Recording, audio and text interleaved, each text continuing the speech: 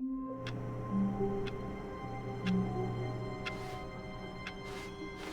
of his co-workers were gone. What could it mean? Stanley decided to go to the meeting room. Perhaps he had simply missed a memo.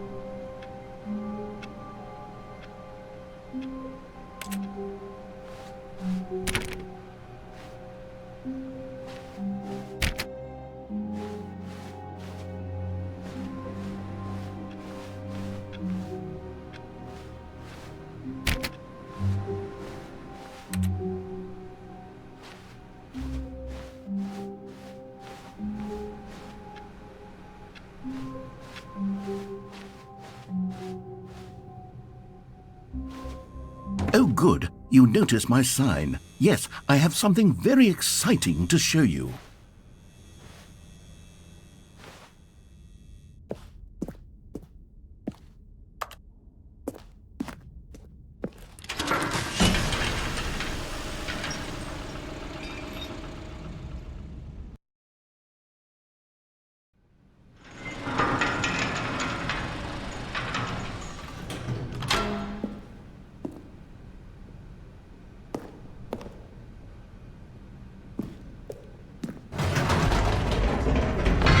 You see, Stanley, I've been reflecting on the Stanley Parable and about how roundly disappointing this ultra deluxe version has turned out to be.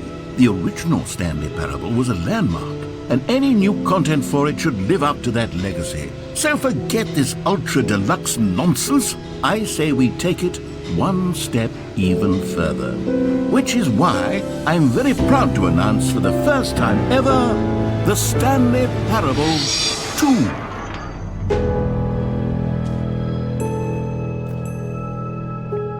Yes, you see, isn't this far superior to a measly re-release with a few minor additions? Think of all the new territory we'll cover with a fully fledged sequel. An entirely new experience, built from the ground up. Why, there are so many possibilities. It could go in so many different directions. This is what fans have truly been asking for.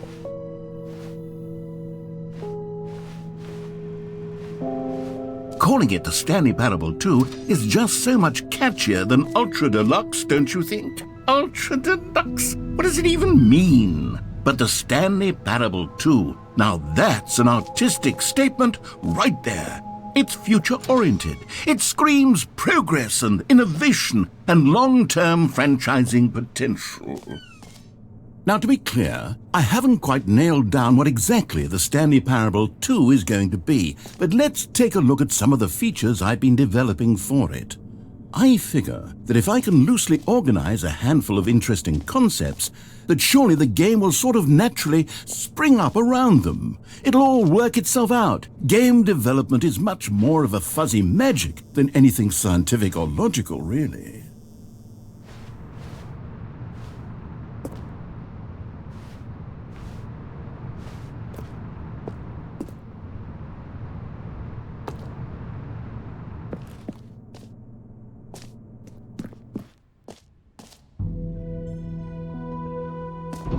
Here we are. Go on, try out some of the new features.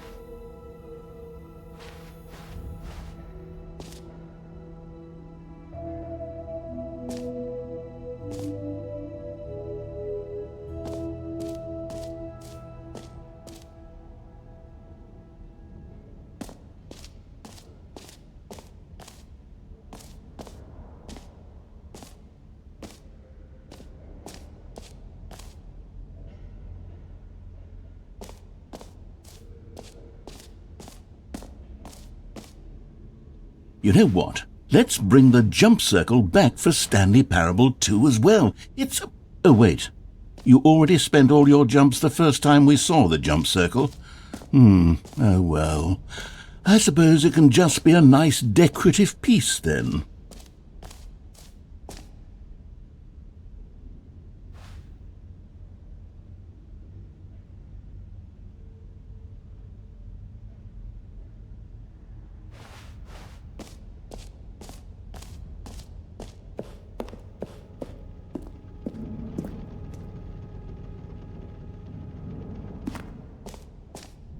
Ah, collectibles.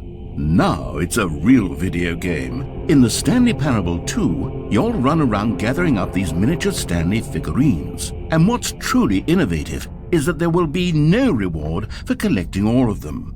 I don't want to stifle the intrinsic joy of watching a number go up. You simply collect all of them, and then you move the hell on with your unremarkable life.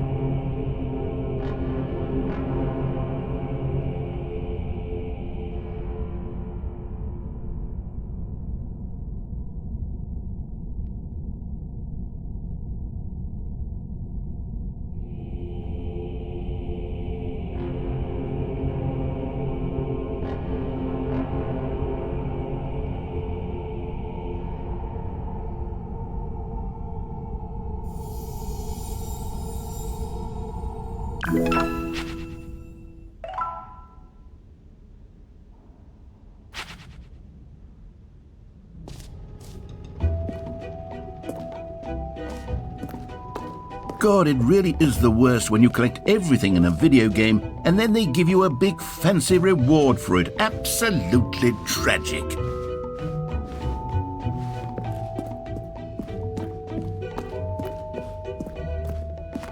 Oh goodness, Stanley, this is fairly awkward. I hate to do this, but before you leave, you really should go to the bucket exhibit. You see, there's a surprise I was going to spring on you later, and it involves the bucket. And I really do hate to break the illusion, but it's important that you go see the bucket, okay? All right, I'll get out of your hair now.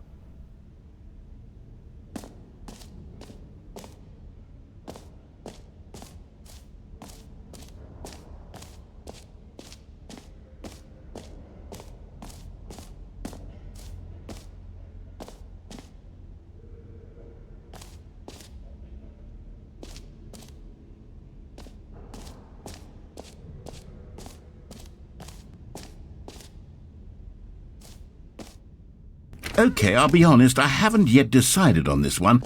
I think that in the new version, the office could use a bit of decoration, like balloons. But I'm undecided on Get Well Someday and Happy 12th Birthday. Which would you go with? You know, sometimes when you solicit another person's opinion, it makes you realize that you knew which one you actually really wanted all along. Happy 12th birthday, step-niece, it is. Or actually, maybe I should have gone with... No, I've made my decision, we're moving on.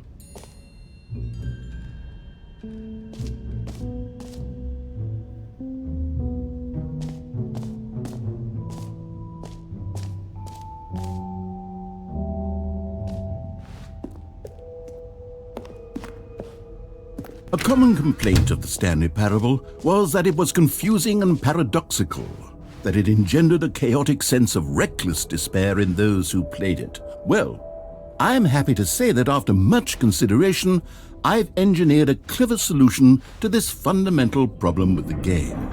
It's the Stanley Parable Reassurance Bucket.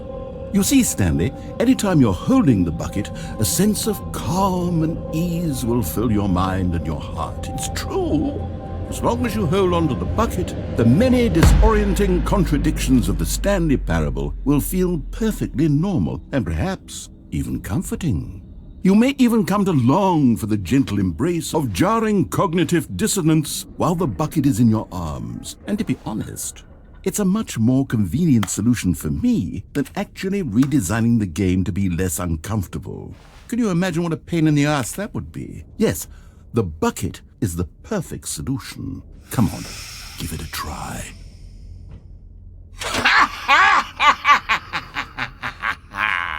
Can you feel it? The glow of comfort, even in the face of crushing despair, must already be sweeping through your body. And in fact, can I say that I do believe the bucket lends you an air of charisma as well? I think that just holding it has made you the slightest bit more attractive as a person.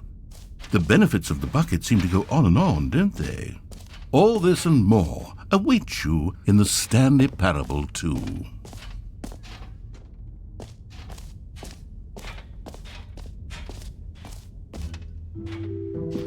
Does anyone give out awards for most enjoyable bucket in a video game?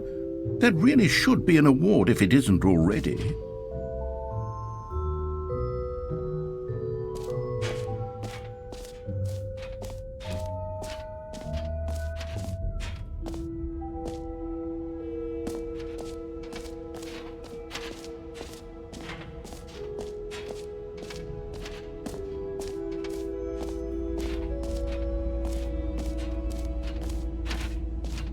Stanley, here's an idea that I'm truly fond of. It's never been done before in a video game.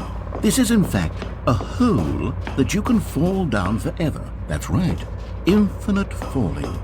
You can fall until the end of time if you like. A stunning leap forward for video games as a medium.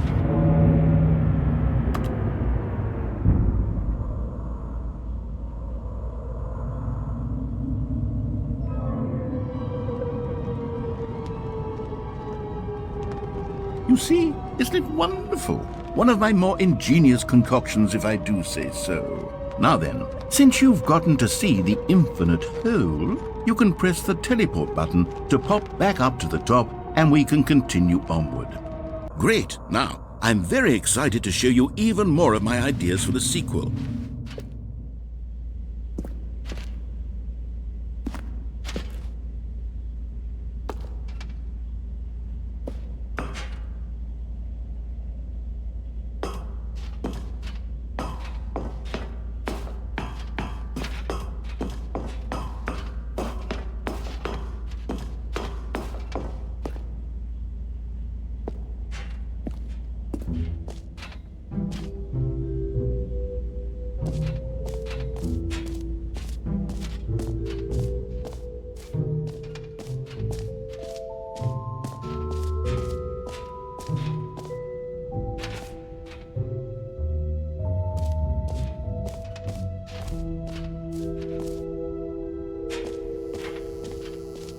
Now here's something special. You remember that broken test achievement that got left in the game on accident? Well, I'm developing a technology to simply give you the achievement. Yes, you see, you'll come to this lever, and when you pull it, the achievement will be given. Okay, perhaps I should have clarified. This is technology that will exist. Right now, the achievement is still fully broken. I'm not a wizard, Stanley, but I guarantee it will be fixed in the sequel to at last satisfy the hordes of ravenous fans all over the world who have been uproariously demanding this feature. Gamers, we hear you, and I promise it will happen.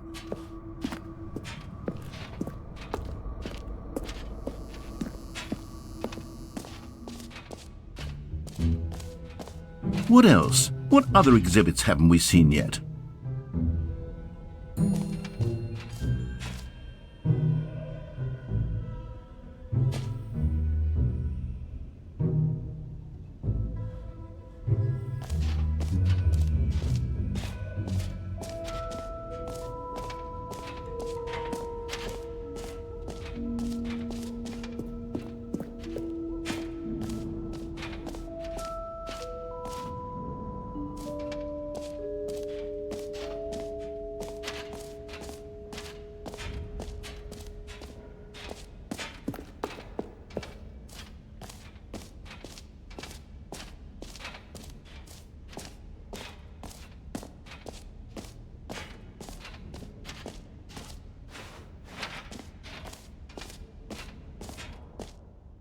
For the Stanley Parable 2, I asked myself, what do players really want?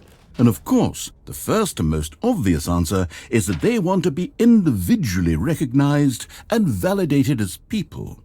So with that in mind, my first addition to the game is this button which speaks the name of the person playing the game.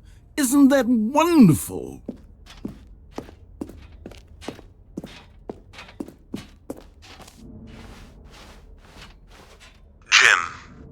Sorry, I should have clarified. Right now, the button only says the name Jim. But of course, in the final game, this button will say your name, whatever name that is. Here, let's have you role-play as Jim to really simulate the full experience of this feature. Just play along. I promise you'll love it. Okay, here we go. Let's take a deep breath, clear your mind, forget whoever you are, and simply become a person named Jim. Jim. Whoa, hold on. I wasn't finished setting up the backstory. If you don't properly roleplay as Jim, then you'll never understand the impact of this button. Otherwise, it's just a stupid button that says somebody else's name. Okay, we're doing it again, and this time let me finish first. Now, allow yourself to become Jim.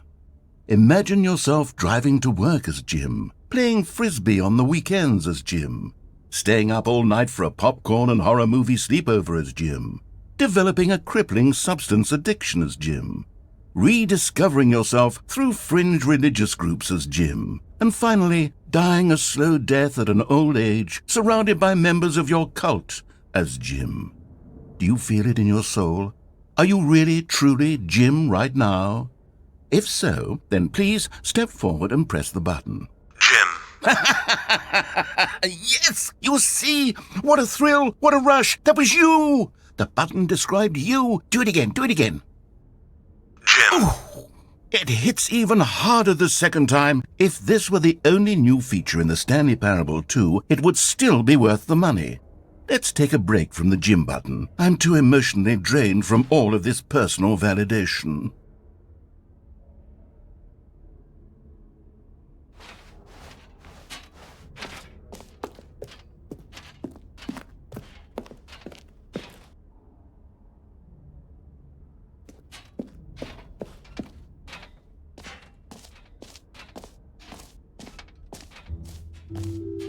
I suppose I could allow only people named Jim to play the Stanley Parable 2. That would actually save me the work of finishing this feature.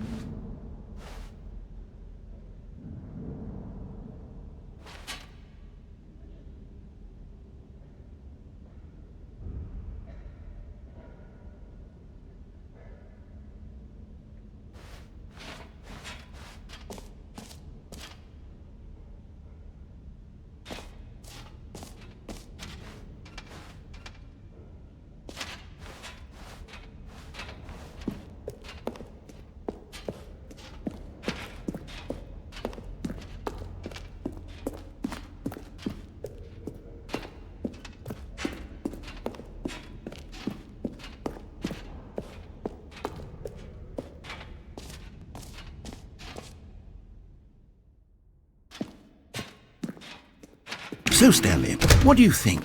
Do you like all of the new features? Yes, I know it's not exactly clear yet how exactly these features will come together as one single coherent video game, but I can feel it in my soul. It's going to work. There's definitely a good game in there somewhere. Say, let's do an experiment. I'll arrange these new features together, and we'll see whether or not it coheres into a meaningful gameplay experience. Okay, are you ready? Here it is. I give you the Stanley Parable 2.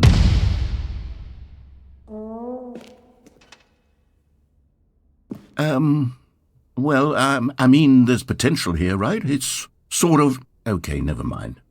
Hold on, let me do a different arrangement. Okay, yes, this is much better. I feel good about this. Here we go. Version 2.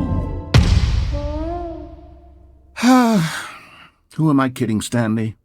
This isn't a coherent video game at all. It's a lot of gags. And I do very much enjoy creating gags, but they don't add up to anything. I wanted more than anything to create a sequel that would capture all the magic of the first game. I wanted fans to love it. No matter how good these gags are, they won't stand on their own. They would need the structure and the gameplay of the original. Wait, maybe that's it. I can take the original Stanley Parable and simply, insert a few of my new features into it. Tastefully, of course. With respect. With care for the vision and integrity of the original game. Would it possibly work? I suppose it could. But it would need a really, really tremendous title screen. A title screen that says with bold and uncompromising conviction, "This is the Stanley Parable 2. Let me see if I can whip something up. All right, perfect. Go ahead. Take a look.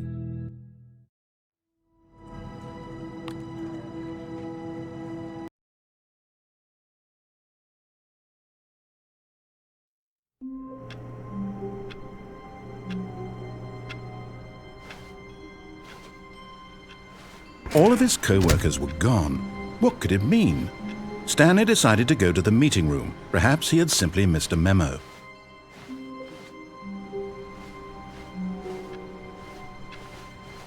Stanley felt the bucket calling to him, begging him to pick it up. Why was he not doing it?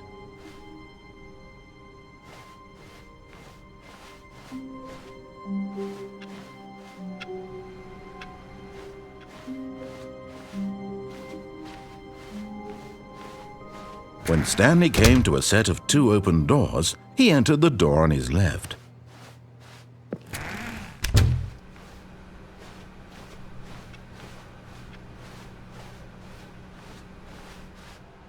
Yet there was not a single person here either. Feeling a wave of disbelief, Stanley decided to go up to his boss's office. Coming to a staircase, Stanley walked upstairs to his boss's office.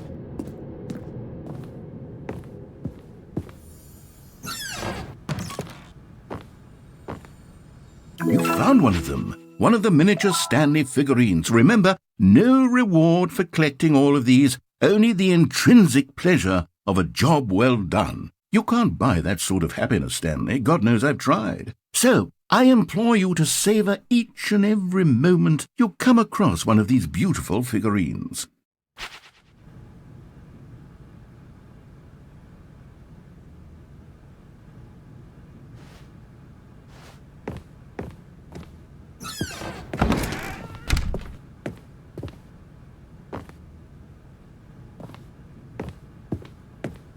Stepping into his manager's office, Stanley was once again stunned to discover not an indication of any human life. Shocked, unraveled, Stanley wondered in disbelief who orchestrated this. What dark secret was being held from him? What he could not have known was that the keypad behind the boss's desk guarded the terrible truth that his boss had been keeping from him. And so the boss had assigned it an extra secret PIN number. 2845. But of course, Stanley, yet incredibly, by simply pushing random buttons on the keypad, Stanley happened to input the correct code by sheer luck. Amazing. He stepped into the newly opened passageway.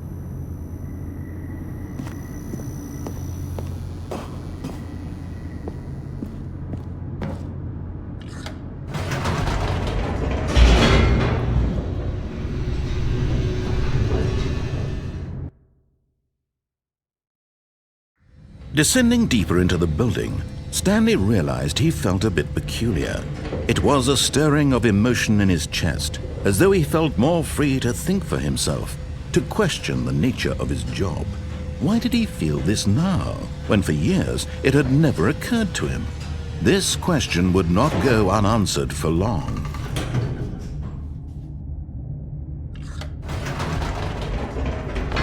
Whoops, nope, never mind. Stanley actually got back into the elevator and went back up. Silly me.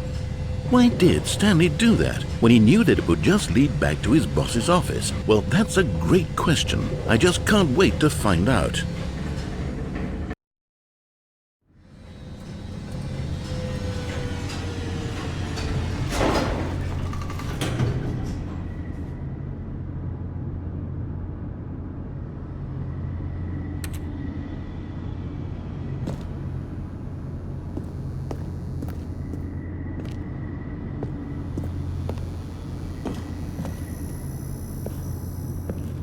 Here we are, Stanley. It's your boss's office. Exactly the way it was before you got onto the elevator. It's still just exactly what it is. What a decision you've made to come up here and look at the office again. This has fleshed out the plot of the story in new and fascinating ways I could have never anticipated. It's that keen eye for storytelling that you have, an incisive rapid fire of critical plot points, one after the other, weaving a rich tapestry of uncompromising narrative. Wow! I'm bolted to the edge of my seat.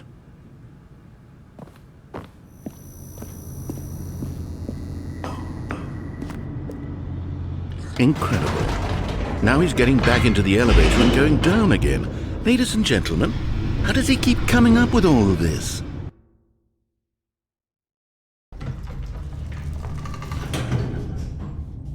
Surely this time Stanley will walk forward into the spooky corridor, won't he?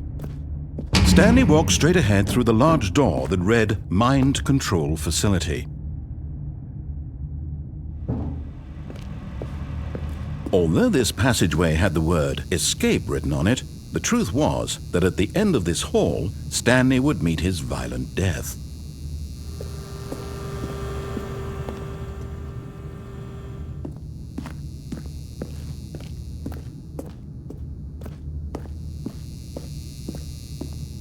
The door behind him was not shut.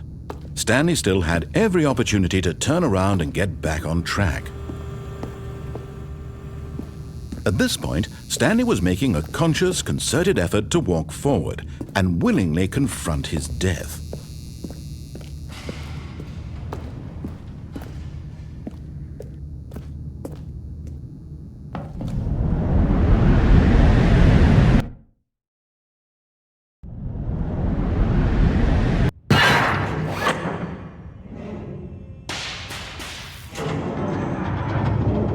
As the machine whirred into motion and Stanley was inched closer and closer to his demise, he reflected that his life had been of no consequence whatsoever. Stanley can't see the bigger picture. He doesn't know the real story, trapped forever in his narrow vision of what this world is. Perhaps his death was of no great loss, like plucking the eyeballs from a blind man. And so he resigned and willingly accepted this violent end to his brief and shallow life. Farewell, Stanley.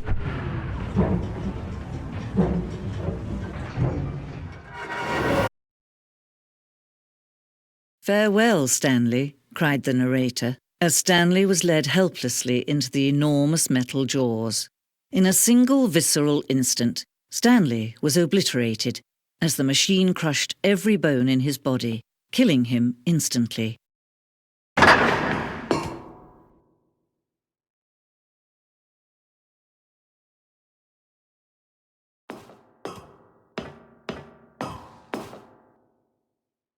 And yet it would be just a few minutes before Stanley would restart the game, back in his office, as alive as ever. What exactly did the narrator think he was going to accomplish? When every path you can walk has been created for you long in advance, death becomes meaningless, making life the same. Do you see now? Do you see that Stanley was already dead from the moment he hit start?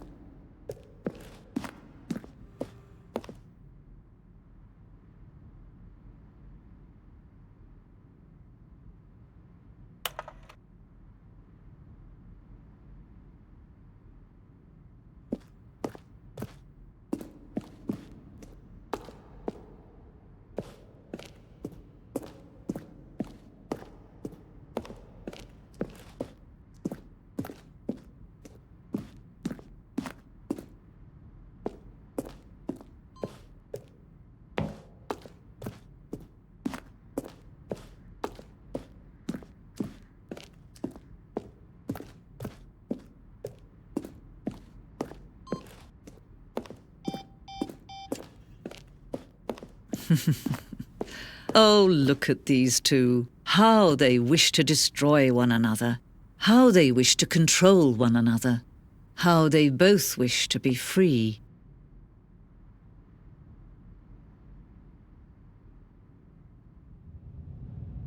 Can you see? Can you see how much they need one another? No, perhaps not. Sometimes these things cannot be seen. But listen to me. You can still save these two. You can stop the program before they both fail. Push escape and press quit. There's no other way to beat this game. As long as you move forward, you'll be walking someone else's path. Stop now and it'll be your only true choice.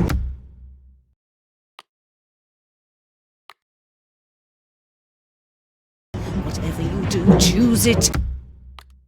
Don't let time choose.